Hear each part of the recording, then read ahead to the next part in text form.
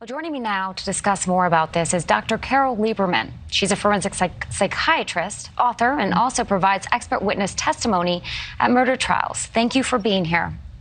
Thank you.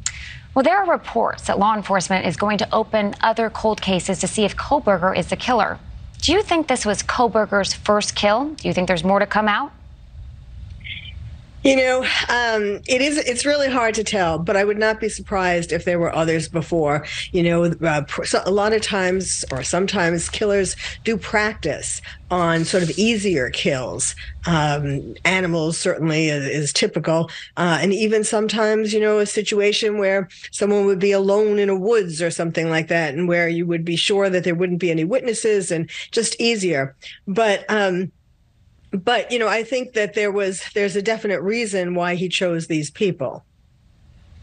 Well, when it comes to a killer like this, and this is just my question here, what is it about these victims? Why did he specifically choose these 4 college students? Well, you know, I have been saying from the beginning, and the more we find out about him, the more there is support for this, that he is an incel, that he chose these people because they are the typical kinds of people that incels choose, particularly the women. Beautiful, smart, have their life together. These are the women that incels feel won't go out with them, won't have sex with them, and they build up rage. Now, one of the new things that came out that I think is really showing that he is tempting us or daring us to identify him. You know that he's been, there have been some posts on social media sites where they think it might be him, because particularly one on Facebook, where he talked about details of the crime that no one knew. For example, he talked about the sheath, the knife sheath. And so it is very suspicious. But like what I think is even more intriguing than the details that he gave is the fact that he called himself, his name on the website was Papa Rogers. And that relates, and I was talking about this before, that relates to Elliot Rodger, who is the most famous incel, who is in a sense the father of the incels. So Papa Rogers is like daring us to connect him to Elliot Rodger, who is an incel, these are people who are filled with rage. They have subgroups online, and they goad each other, you know, about killing women, raping women.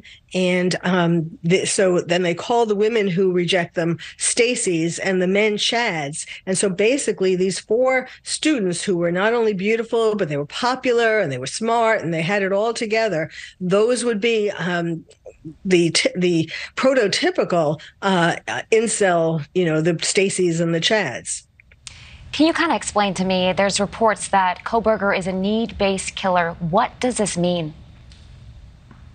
A need-based killer? Mm-hmm.